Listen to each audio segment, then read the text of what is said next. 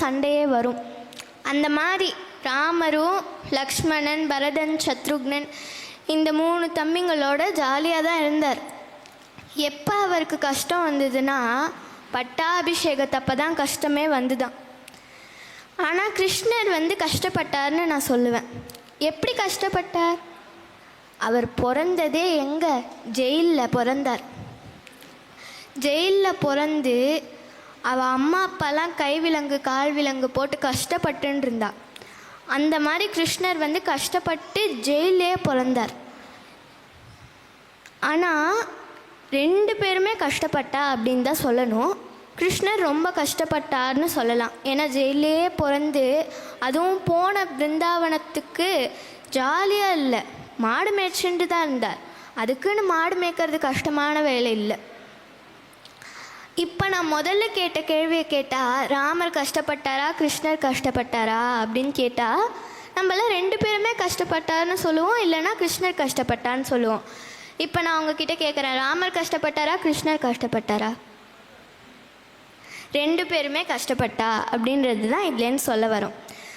இப்போ முதல்ல ஸ்ரீபத்தியான பகவான் 10 அவதாரங்கள் எடுத்திருக்கார்ல, அதில் மத்ஸ்ய, கூர்ம, வராக, நரசிம்ம, வாமன, பரசுராம, ராம, பலராம, கிருஷ்ண, கல்கி இந்த 10 அவதாரங்கள் தான் அடங்கியிருக்கு.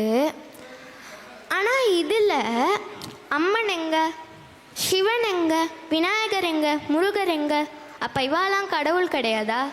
விஷ்ணு பகவான் எடுத்த அந்த 10 அவதாரங்கள் மட்டும்தான் கடவுளா அப்படின்னு கேட்டால் இல்லை. அம்மன், சிவன் இவெல்லாம் ஒரு விதத்தில் கடவுள். இப்போ நம்ம பார்த்தது விஷ்ணு எடுத்த 10 அவதாரங்கள். ஆனால் அம்மனும் ஒரு இடத்துல காமாட்சியா, ஒரு இடத்துல மீனாட்சியா, ஒரு இடத்துல காளியா, ஒரு இடத்துல அந்த மாதிரி ஒரு இடத்துல ஒரு மாதிரி அம்மனும் தான் அவதாரங்கள் எடுத்திருக்கா. அதே மாதிரி தான் சிவனும் ஒரு இடத்துல விஸ்வநாதரா, ஒரு இடத்துல மல்லிகார்ஜுனரா, ஒரு இடத்துல பசவேஸ்வரரா, அந்த மாதிரி ஒரு இடத்துல ஒரு அவதாரம் அவளும் எடுத்திருக்கா. அதனால நம்ம பார்த்தது விஷ்ணு பகவான் எடுத்த அவதாரங்கள். இதில் அம்மன், சிவன், முருகர், அதாவது முருகர்லாம் பாலமுருகன், அந்த மாதிரி நிறைய அவதாரங்கள் எல்லா சுவாமியும் எடுத்திருக்கா.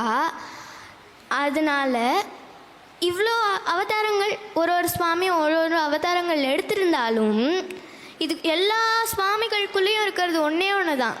அது என்ன? அது என்னதான்? எல்லா சுவாமிக்குள்ளேயும் இருக்கிறது ஒரே பரமாத்மா தான். இவாலாம் சுவாமி.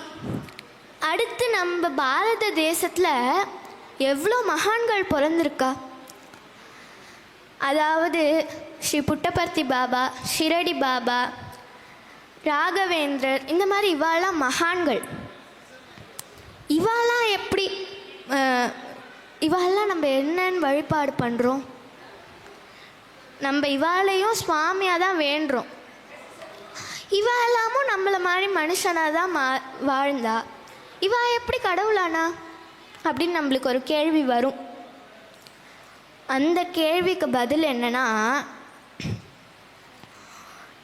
தெய்வத்தன்மை, மனிதத்தன்மை, மிருகத்தன்மைன்னு 3 தன்மை இருக்குது. ஏன் இப்படி மிருகம் மாதிரி நடந்துக்கிற அப்படின்னு கேட்டால் அதுக்கு என்ன அர்த்தம்? யாருக்கிட்ட எந்த இடத்துல எப்படி பேசணுன்னே தெரியாமல் தன் இஷ்டப்படியே எல்லா இடத்துலையும் நடந்துக்கிறது பேர் தான் மிருகத்தன்மை. மனுஷத்தன்மைனா, நான் சந்தோஷமாக இருக்கேன், இன்னொருத்தர் கஷ்டப்படுறாளே அவளுக்கு நான் உதவி செய்வேன் அப்படின்றது பேர் தான் மனுஷத்தன்மை. இதே தெய்வத்தன்மை அப்படின்னா என்ன தெரியுமா? நானே கஷ்டப்பட்டாலும் எல்லாரும் சந்தோஷமாக இருக்கணும். இதுதான் தெய்வத்தன்மை அப்படின்றது. இதில் நம்ம மகான்கள்லாம் அந்த தெய்வத்தன்மையை உணர்ந்ததுனால அவளெல்லாம் நம்ம கடவுளாக வழிபாடு பண்ணுறோம். இதில் நம்ம ஒன்று சொல்லுவோம், கேள்விப்பட்டிருக்கோமா? தெய்வம் மனுஷ ரூபேன அப்படின்னு சொல்லுவோம். அதுக்கு அர்த்தம் என்ன? தெய்வம் நம்மளுக்கு காட்சி கண்ணுக்கு நேராக காட்சி கொடுக்க மாட்டார். சுவாமி எப்பயுமே நம்மளுக்கு கண்ணுக்கு நேராக காட்சியே கொடுக்க மாட்டார். ஒரு மனிதனாக வந்து காட்சி கொடுப்பாரே தவிர டைரக்டாக அவர் எப்படி அந்த சிலையாக விக்கிரகமாக காட்சி தராரோ அதே மாதிரியே எனக்கு கண்ணு முன்னாடி வந்து நிற்கணும் அப்படின்னு சொன்னால் வருவாரா? மனித ரூபமாக வந்து நம்மளுக்கு காட்சி தருவார் சுவாமி. நான் உங்கள் எல்லாருக்கும் ஒரு கதை சொல்ல போகிறேன். ஒரு நாள் ஒருத்தர் இருந்தார். அவர் வந்து சுவாமி மேலே ரொம்ப நம்பிக்கை வச்சுருந்தார். சுவாமி எனக்கு எப்பயுமே காட்சி கொடுத்துட்டே இருப்பார் அப்படின்னு. கிராமத்தில் வந்து ஒரு நாள் ரொம்ப வெள்ளம் புகுந்துடுத்தான். எல்லாம் ஃபுல்லாக அந்த கேள்விப்பட்ட உடனே எல்லாரும் ஓடி போயிட்டா. ஆனால் அந்த மனிதர் மட்டும் என்னை சுவாமி வந்து காப்பாற்றுவார், நான் அமைதியாக உட்காந்துருக்கேன், என்னை சுவாமி வந்து காப்பாற்றுவார் அப்படின்னே உட்காந்துருன்றாங்க. நல்லா வீடு மொட்டை மாடி வரைக்கும் மொத்தமாக நனைஞ்சிடுத்தான் அந்த வெள்ளம் வந்து. அப்போ கூட பகவான் என்ன பண்ணியிருக்கார், ஒரு போலீஸாக நான் அவனை கூட்டிகிட்டு போகிறேன், இதுதான் கடைசி வாய்ப்பு அப்படின்னு சொல்கிறார். இல்லை பகவான் வந்து எனக்கு காட்சி கொடுப்பார் அப்படின்னு. அடுத்து ஹெலிகாப்டரில் வந்து கூப்பிட்டாராம்.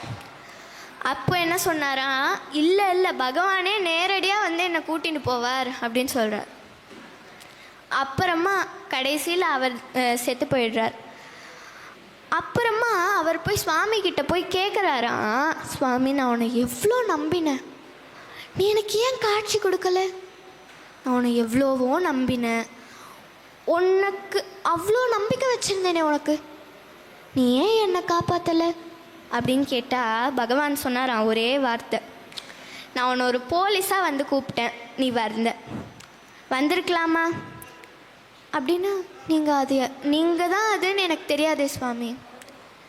சரி, நான் ஹெலிகாப்டரில் வந்து கூப்பிட்டேன், அப்போயாவது வந்திருக்கலாம்ல அப்படின்னு. உடனே தான் அந்த மனிதருக்கு புரியறதான், சுவாமி எப்பயுமே நேரடியாக வரமாட்டார், எப்பயுமே ஒரு மனித ரூபமாக வருவார் அப்படின்றது அவருக்கு புரியறதான்.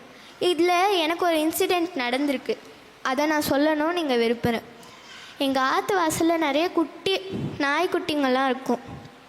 அந்த நாய்க்குட்டியில் ஒரு நாள் ஒரே ஒரு சின்ன நாய்க்குட்டி கால் மேலே வண்டியோட டயர் லைட்டாக ஏறிடுது.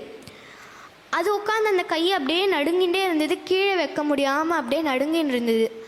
நான் அதை பார்த்துட்டு சரி விபூதி எடுத்துன்னு போய் கொஞ்சம் அதில் கையில் தடவலான்னு விபூதி எடுத்துன்னு போய் தடவினேன். அடுத்த நொடியே அது அந்த கையை கீழே வச்சுட்டு ஓட ஆரம்பிச்சிடுது.